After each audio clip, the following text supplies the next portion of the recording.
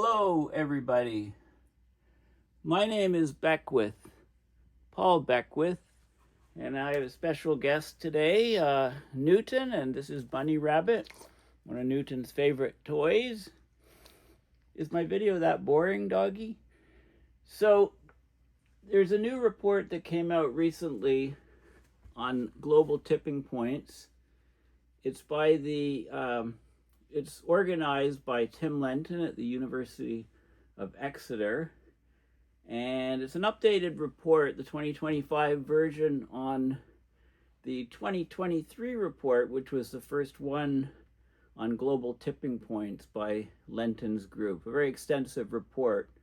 So I'm going to discuss that in this video. And one of the key things it's arguing that the planet's first catastrophic climate tipping point, namely that coral reefs are facing widespread dieback around the planet, is outlined in detail in this report. So let's go into some of the details of it. It's a very extensive report.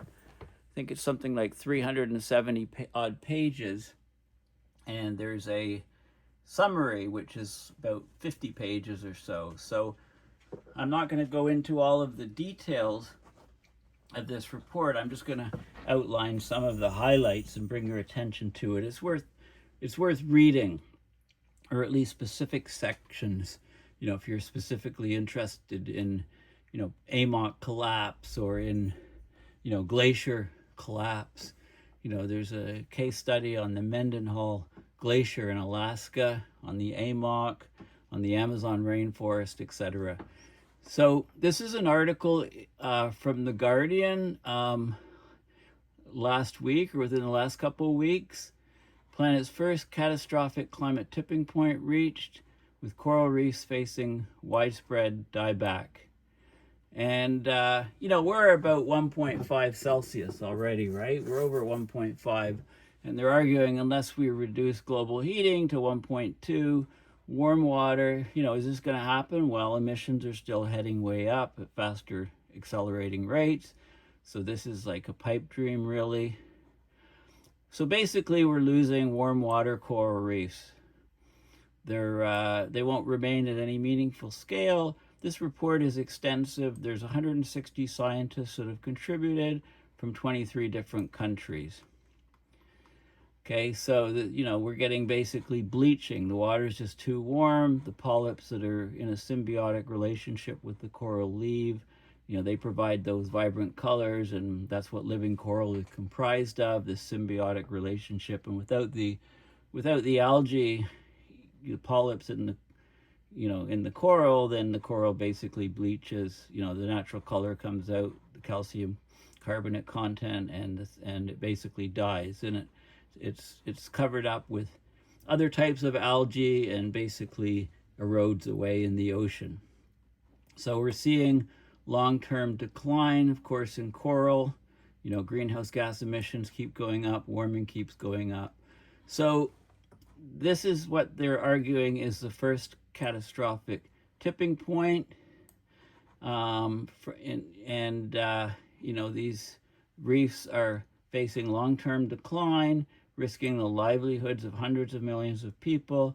Not only that, but it's an ecological, environmental disaster because fish, up to 25% of marine life, fish, spend at least part of their life cycle on coral reefs, whether it be their juvenile stage, etc. So the destruction of coral reefs is going to have a massive negative impact on the whole ecology of the ocean system. We're also on the brink of other tipping points, including Amazon dieback, the collapse of the major ocean currents, the AMOC, and we're also seeing the SMOC in the southern hemisphere, the loss of ice sheets, which then raises, we're seeing mostly the loss of sea ice at both poles, which is greatly problematic for the ice sheets, the ice shelves that are attached to the coastline, extending out into the ocean, and the ice sheets on land, which of course the loss of them has a great impact on sea level rise. And so these tipping points are they're everywhere in nature. And they talk about in this report what we can do to counteract that. If we could counteract negative tipping points with positive tipping points, for example, in human behavior, in ways that can bring the planet back off the brink. But we're not seeing that. We're getting coral bleaching events that are the worst in history. And this shows you the white color of the coral exposed as the polyps leave. So tipping points are moments when a major ecosystem reaches a point where severe degradation is inevitable. The world's coral reefs are home to about a quarter of all marine species, but are considered one of the most vulnerable systems to global heating. So coral reefs have been in the midst of a global bleaching event since January 2023. This is the fourth in recent times. It's the worst on record. More than 80% of reefs in more than 80 countries are negatively affected by extreme ocean temperatures. The coral reefs are in uncharted territory. They've never been this bad. So this global tipping points report is led by the University of Exeter. It's financed by the Amazon owner, Jeff Bezos, 160 scientists, 87 institutions, 23 countries have contributed to the report. They're saying that coral reefs hit a tipping point when global temperatures, reach between 1 Celsius and 1.5, above where they were in the latter half of the 19th century. Central estimate 1.2, while we hit over 1.5 in several years, 1.6 even, right? They say that on average we're about 1.4, but we have hit higher. So we're basically there for coral reefs, and it impacts hundreds of millions of people. Marine heat waves, low ecological diversity, disease outbreaks have pushed coral reefs towards collapse around the world. Okay, so we'll have a look at the report. But that's the key factor that stood out from the report. We're entering a danger zone for many other tipping points. According to Lenton, parts of the West Antarctic ice sheet, Greenland ice sheet, are perilously close to their tipping point, losing ice at an accelerating rate. Loss of ice that's still attached to the land, so ice shelves, causes sea levels to rise, and then it's like taking a cork out of a bottle. If you lose the ice attached to the land, the fast ice, then the ice on the land can accelerate its movement, get more calving, greatly. So it's all a sort of a cascading domino effect. And whenever we cross one tipping point, we're in a greater danger zone of escalating risk of further damaging tipping points. Lenton says we're going to overshoot 1.5 by 2030. Well, we have already in a couple of years. I think we're going to, a report came out in Germany, I believe. It says we're going to overshoot 3 degrees Celsius probably by 2050.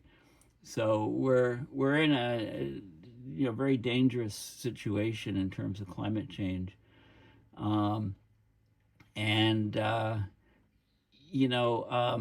I've noticed my computer's slowing down a bit with too many tabs. So I'm going to do a video, I think, and just talk about each tab briefly and then delete the tab so I can get my machine speed back. These are all different articles that have interested me over time, but I obviously can't do videos on every one of them. And I took a break of a week or so from my videos, as you may have noticed, wondering, hey, where's Beckwith in his videos? So anyway, the report does talk about positive tipping points in society, like electric vehicle adoption, that could also have runaway effects to rapidly reduce greenhouse gas emissions. So basically, they talk about a race. The race is on to bring forward these positive tipping points to avoid what we are now sure will be the unmanageable consequences of further tipping points in the Earth system. So, but what Lenton's saying here basically is that, we should all be Chinese, right? If the world's countries were all operating like China, we could really go a long way to addressing climate change, because their clean energy, their revolution in batteries, electric cars, wind, precious metals, minerals, etc. I mean, they're leading the clean energy. The retooling of society towards clean energy is being led by China. There's no dispute on that. Okay, so let's look at these reports. This is the website globaltippingpoints.org, and it talks about the report. So as COP30 approaches, a lot of reports come out as COP30 approaches. COP30 is in less than 3 weeks. It's in Belém, Brazil. At the moment, I'm not booked to go, but that could change depending on different factors. So lots of reports come out just before the COP. And this is one of them. So the Global Tipping Points Report 2025, there's a summary, and then there's the report, a full report. So I'll talk briefly about the full report, and they give key messages. So they summarize parts of the summary. I mean, on the website here with some key messages on what's going on. They talk about various positive tipping points. You can look at different factors of some of the positive tipping points. These are some of the major tipping points that are of great concern in the biosphere, the cryosphere, ocean and atmospheric circulations. This is a very good image. This report builds on a report.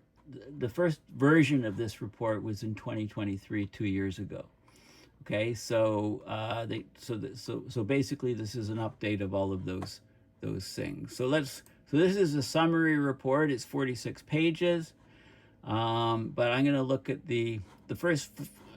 This is the full report, 374 pages, but the first 46 or so are of the summary. So I'll just have a look at some of these things in this report. So it's very extensive, as you can see, and it talks about so these are the main things from the table of contents. Talks about governance. How do we govern our system tipping points? ESTPs is the acronym they use. They talk about Earth system tipping points, and then they talk about possible positive tipping points. And this is all in the summary. And then there's some case studies on the Amazon rainforest, especially because, COP30 is in Belém, right in the middle of the Amazon rainforest. The Atlantic Ocean circulation, the AMOC, and the subpolar gyre, possible collapsing, the slowdown, also the SMOC, the coral reefs, and mountain glaciers. So they divide it up. They talk about how do we, the governance of Earth system tipping points. And, what do we possibly do? What are the Earth system tipping points? What are the risks? The risks of them acting in a domino sort of cascading effect is very concerning. And then they talk about positive tipping points. Is it possible to bring positive tipping points to bear by human behavior to counteract and overwhelm the negative tipping points that will drive our planet into a completely different climate regime? And then the case studies they look at. So it's a very extensive report. This is interesting. This is the president of the Brazil COP. And one of the focuses they say on COP30 will be trying to address trying to transform the narrative of tipping points from fear to hope. So we've got all these negative tipping points in the climate system. Can we force through enough positive tipping points to give us some hope and to counteract them, right? So we must prevent irreversible harm, but equally trigger positive tipping points that can propel societies towards low carbon resilient development, right? So they talk about, some of the objectives of the COP30,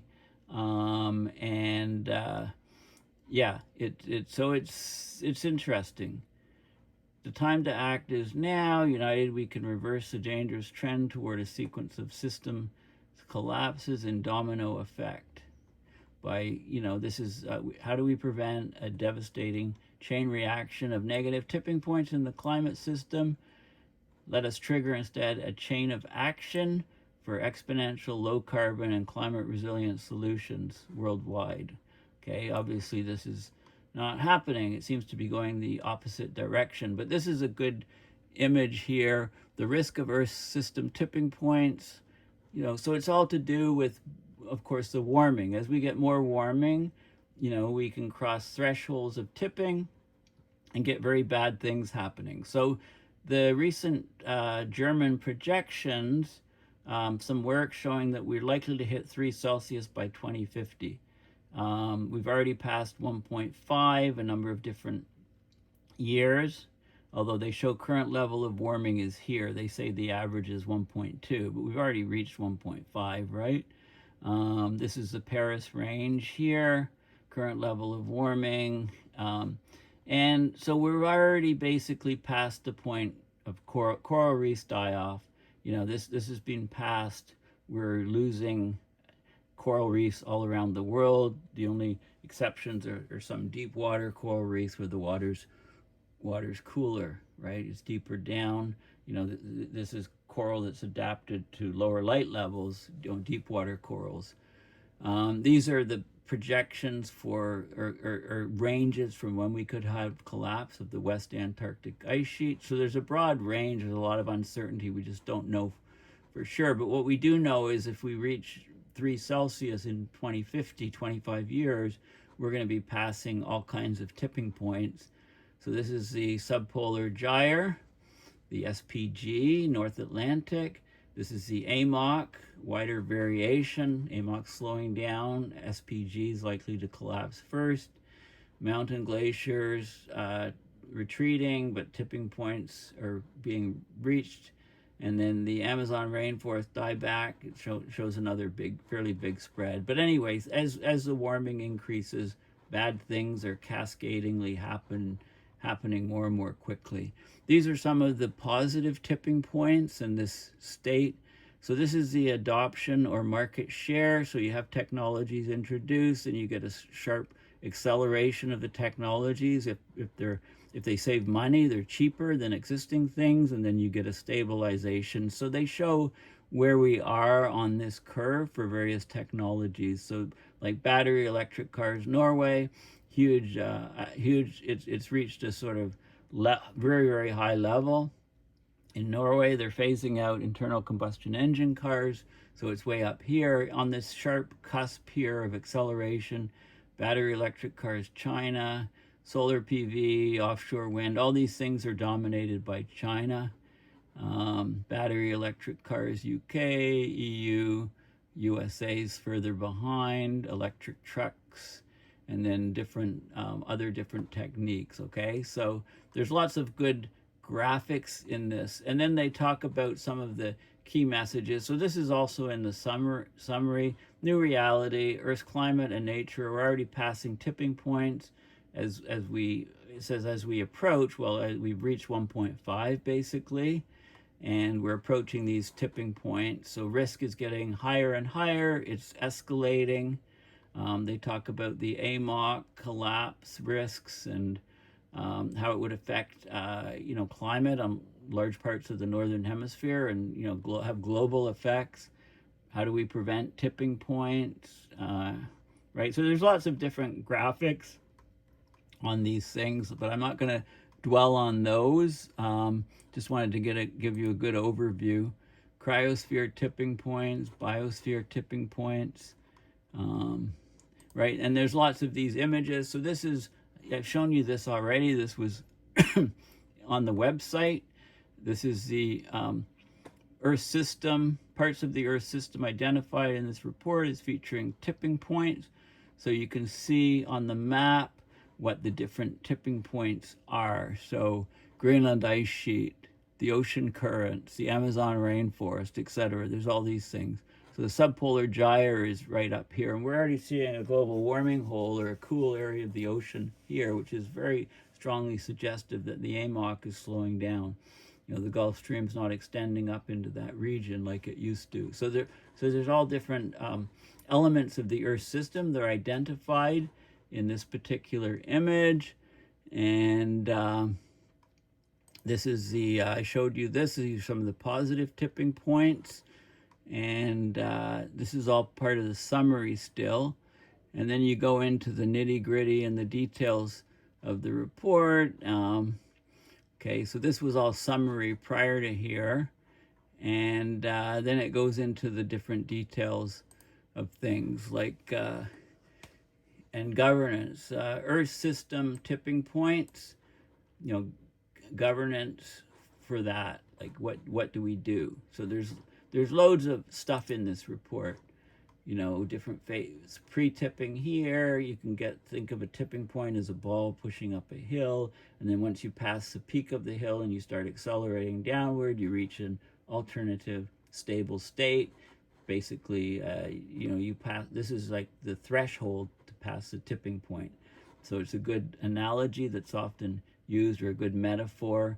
And I showed you this image here already of some of the tipping points that are fast approaching. And this looks at some of the specific things of higher risk identified: the Amazon forest dieback, AMOC, subpolar gyre, ocean currents in the northern hemisphere, coral reef die-off. Okay, so those things are all looked at in great detail. More images like this showing tipping points, and I'm just picking out some of the figures here as I go down. So what does this show? Emission risks. There was something here, I think. Risk registry, risk assessment, matrices, likelihood and impact, right? You can rate things on there, and there's all different things identified, non-climate in this case. And then there's lots of these maps. So I've shown you this already, and then this is potential tipping points in the cryosphere. So it looks at the different regions of the cryosphere. It looks how they're connected. It looks, when one thing changes significantly, how it feeds back on other parts of the cryosphere. And this is also done here this is potential tipping points in the biosphere now. We've got the Amazon rainforest, we've got different regions of the planet, coral reefs, savanna grasslands, biological pumps, and connections between them and potential tipping points. So they're all interactive as a system. Here's more details on ocean and atmospheric circulation, tipping points, the subpolar gyre, AMOC, the monsoons, ITCZ, intertropical convergence zone, and so Southern Ocean circulation. So lots of detail there. And then we've got one here. This is these are the glaciers around the planet. Greenland ice sheet, permafrost, and how the different, AMOC, well, in this case, look at the AMOC, all the arrows going in and out show that the AMOC, an AMOC failure will change the entire planet. So this is looking at the different interactions between the different elements and different tipping points and instabilities and how one thing can cascade over to another. Risk assessments, 10% tipping risk, 1% tipping risk, best estimate. So there's lots of details. This shows physical impacts of Earth system tipping points like AMOC collapse, subpolar gyre collapse, Greenland ice sheet loss, West Antarctic ice sheet loss, permafrost thaw, monsoon disruption, coral reef die-off, Amazon dieback, boreal forest shifts, mountain glacier changes. And so they look at what temperatures happen, what effects on sea level, precipitation, global atmospheric circulation, ocean circulation, geochemical cycles, different modes of variability, and extreme weather events, how they're affected. So this is very comprehensive, and an informative graph, and these are kind of the risk matrices, things to different parts of the planet based on all of these tipping points. So how would the tipping points affect Northern Europe or the Amazon, right? So it tries to look at the big picture, how things are connected, the effects on food security, energy security, water resources, and financial risk, health, and so on. Okay, so it's all in there. Very good information in this report. And then it goes into, there's lots of other stuff in here. I'm just scanning through. And then the last half of the report, what's this? Electricity, solar, photovoltaic, wind generation. Replacing all electricity generation with renewable sources could remove 26% of current global greenhouse gas emissions from fossil fuel generation and more through enabling electrification in other sectors. So they show, where we are on this so-called S-curve of adoption for new technologies. The share of electricity from wind, from solar, etc. Okay, so there's a lot of details. Electrifying cars and transport. Okay, so it goes into all of these sort of areas of potential positive tipping points. And then, if you scroll down to the, what is this? The cascading impacts of the Amazon rainforest tipping point. Okay, so you can look at different effects that happen. There's you can think of this as a cascading waterfall, if you like. You get a tipping. How does it impact everything else? With economic collapse, migration, food riots, civil unrest, water, food insecurity, failed states, all these things possible from cascading negative effects of an Amazon rainforest collapse. So you can do that with all of the tipping points. This is the subpolar gyre, AMOC.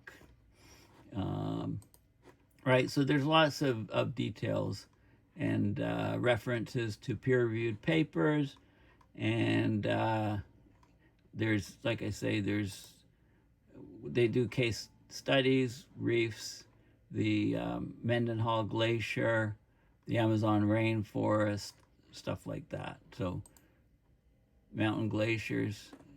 See, I saw this and I thought, what is this glacier? But this is the Mendenhall Glacier in Alaska, right? So they talk about that as a case study and how that's changing. Here's the glacier, something called Suicide Glacier over here. And how it's significantly declining. Ice falls, equilibrium line altitude. It used to be much lower, and it's moving much higher and higher and higher as we get more and more mass loss.